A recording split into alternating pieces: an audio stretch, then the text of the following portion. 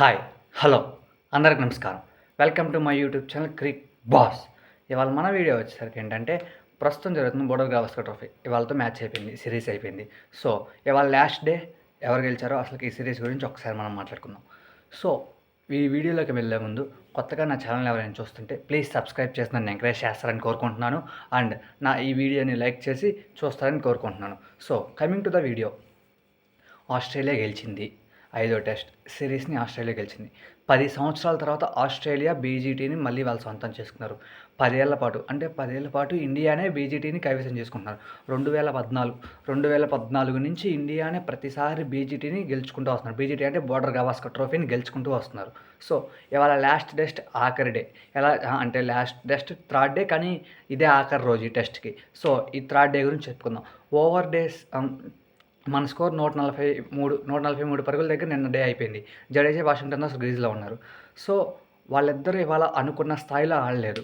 వాళ్ళిద్దరూ మంచి పార్ట్నర్షిప్ చేసి ఒక 50 రన్స్ యాడ్ చేస్తారు అని అనుకున్నారు.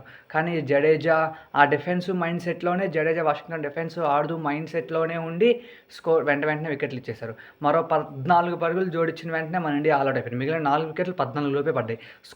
సో స్కాట్ బోలాండ్ వచ్చేసరికి ఇక్కడ 6 వికెట్లు తీసుకున్నాడు. సో చాలా బాగా వేసాడు స్కాట్ బోలాండ్. మంచిగా 17 ఓవర్లు స్పెల్ వేశారు 40 ఓవర్లో. సో స్కాట్ బోలాండ్ మాత్రం చాలా మంచిగా బౌలింగ్ మిషన్ లాగా వేస్తూనే ఉన్నాడు. 6 వికెట్లు తీసుకున్నాడు. స్కాట్ బోలాండ్ గురించి మనం ఎంత చెప్పుకున్నా తక్కువ ఈ మ్యాచ్లో మాత్రం. సో స్కాట్ బోలాండ్ 6 వికెట్లు తీయడంతో ఇండియా 14 పరుగులే జోడించి ఇవాళ 157 పరుగుల వద్ద ఆల్అౌట్ అయిపోయింది. 162 పరుగులు టార్గెట్తో ఆస్ట్రేలియా లక్ష్యంలోకి చేజింగ్కి దిగింది. దిగిన వెంటనే ఆస్ట్రేలియా వాళ్ళు రిషబ్ పంత్ ఆట చూసి అనుకున్నారట్టుంది, బహుశా ఇక్కడ ఈ గ్రౌండ్లో డిఫెన్స్ ఆడితే అసలు సెట్ కాదు ఏమో అనుకొని వాళ్ళు వచ్చినట్టు బాగా అటాకింగ్ చేస్తూనే ఆడారు. చాలా అటాకింగ్ చేస్తారు. ఫస్ట్లో శామ్ కాన్స్టెస్, తర్వాత ఉస్మాన్ గమాజా, తర్వాత లబుషేన్ స్మిత్ కొంచెం విఫలమైనా కానీ మిగిలిన ప్లేయర్స్ అందరూ కలిసి మ్యాచ్ని ఈజీగా చేసేసారు. 162 టార్గెట్ని వాళ్ళు 27 ఓవర్లను కొట్టారు. 27 ఓవర్లు ఆల్మోస్ట్ 600తో కొట్టేశారు. సో దీన్ని బట్టి మనం అర్థం చేసుకోవచ్చు ఏంటంటే ఈ గ్రౌండ్లో చిన్నగా ఆడితే వల్ల కాదు, ఫాస్ట్గా ఆడితేనే వల్ల అవుతుంది అని రిషబ్ పంత్ ఒక ఎగ్జాంపుల్ సెట్ చేస్తే దాన్ని కన్ఫామ్గా ఫాలో అయ్యారు వీళ్ళు. వీళ్ళు బాగా ఆడేశారు. శామ్ కాన్స్టెస్ ఫస్ట్లో 23 పరుగులు చేశాడు. ఫాస్ట్గా ఆడేశారు.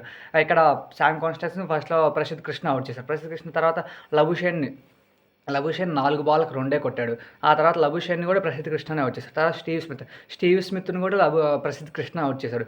సో ఇక్కడ మనం కొంచెం చెప్పుకోవచ్చు ఏంటంటే ప్రసిద్ధ్ కృష్ణ బౌలింగ్ వేశాడు, కొంచెం 3 వికెట్లు తీశాడు. తర్వాత కవాజా 41 పరుగులు చేశాడు, అది ఒక పాజిటివ్ అనుకోవచ్చు. ఆ తర్వాత వచ్చేసరికి వెబ్స్టర్ హెడ్ కలిపి మ్యాచ్ని ఫినిష్ చేశారు 58 పరుగులు పార్ట్నర్షిప్తో.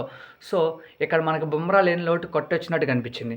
బుమ్రా ఉండుంటే మ్యాచ్ ఏమన్నా ఇంట్రెస్టింగ్గా ఇంకా కొంచెం బ్యాలెన్సింగ్గా మన వైపు కూడా ఉండేది అని అనుకోవచ్చు. బుమ్రా లేకపోవటం వల్ల బుమ్రాకి బ్యాక్ స్పాజమ్ ఇంజురీ మనం నిన్న చెప్పుకున్నాం.